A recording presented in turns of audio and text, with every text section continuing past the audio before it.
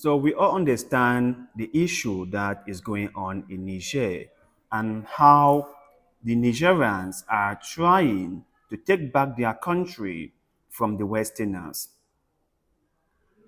Nigerians are doing their best to make sure that they can change their story. And I understand that some people might think that these schools in Africa won't do any good or they are not the way forward. But if not schools, what else can we do? Because we have tried elected representatives, but they have not done anything to our benefit. There are things you came across about Africa that makes you wonder what the problem really is. Because you will expect that Africa should be way more better than it is right now.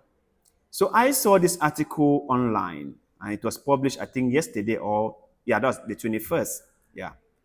And I want to share it with you guys so that you guys can understand the reason why some of us believe that we need change.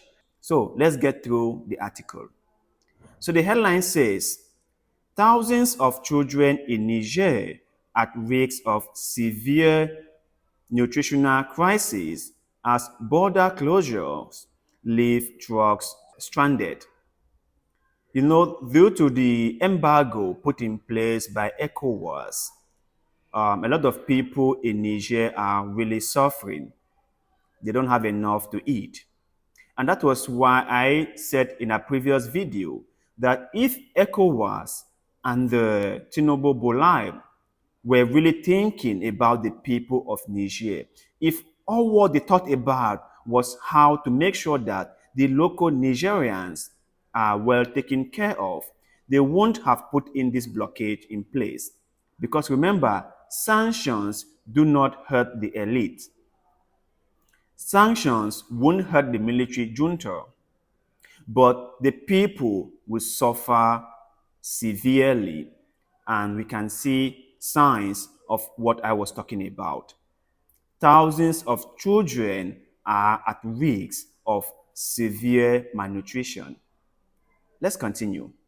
More than 90,000 moderately malnourished children under 5 in crisis hit regions of Niger can no longer access the specialized nutritional foods they desperately need to stop their condition becoming severe.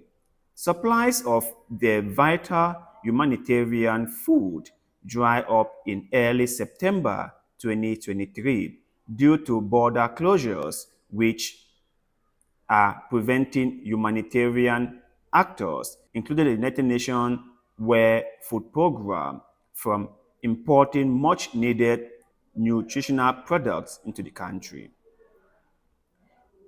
WFP, that's the World Food Program, is today warning that the number of children under 5 at risk of losing access to this vital nutritional support could rise to 160,000 by October unless urgent measures are taken to facilitate and accelerate the shipment of this much needed humanitarian cargo into Niger from neighboring countries.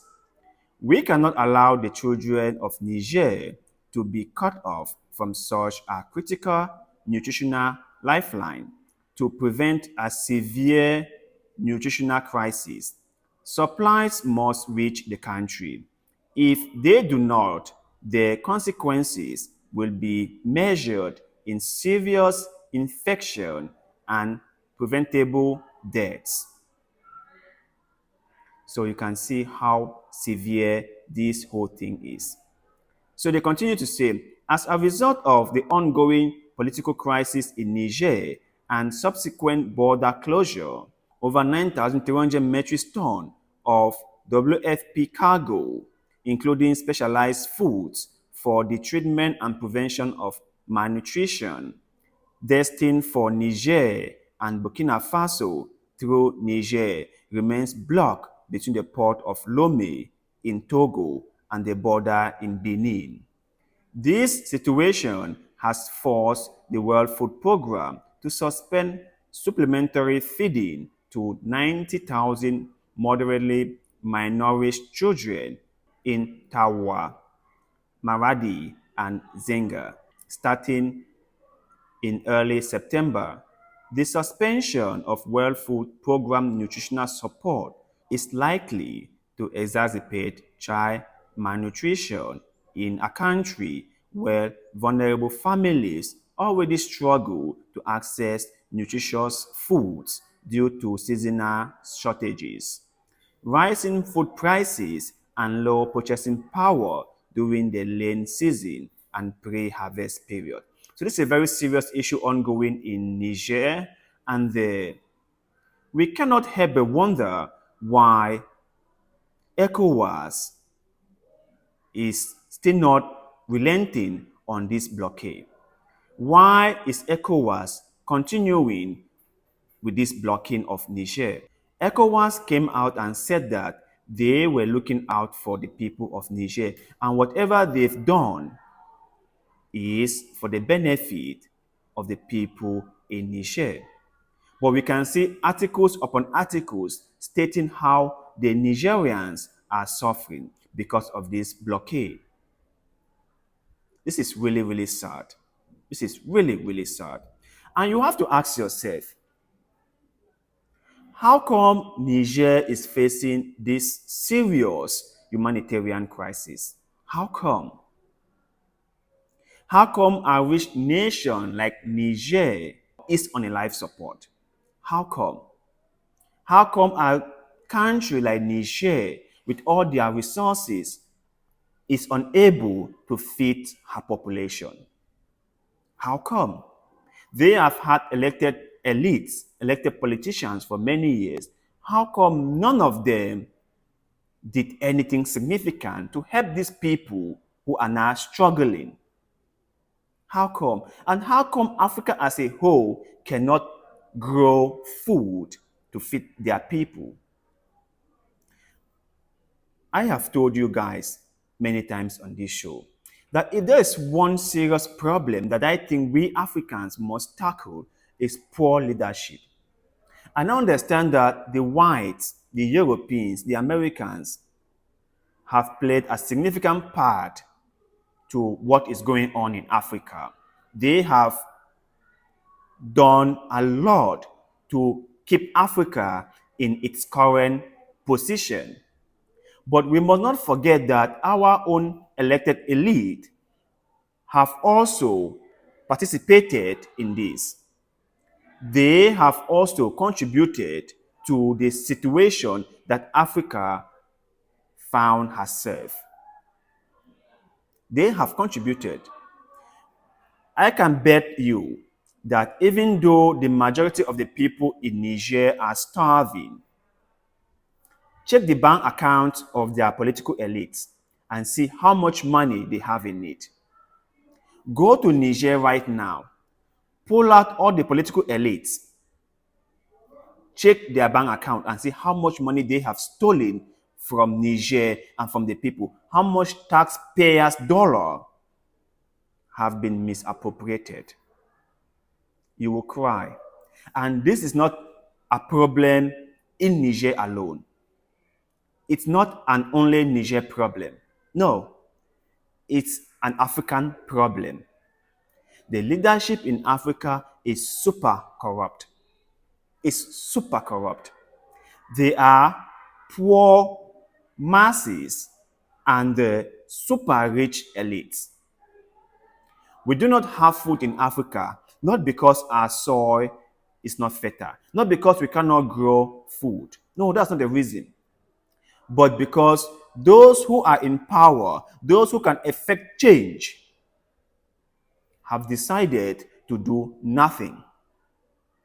The political elites, the people who can really, really change things in Africa, have all decided to not care about the people, have all decided to not care about the country, and that has been the reason why we are where we are now.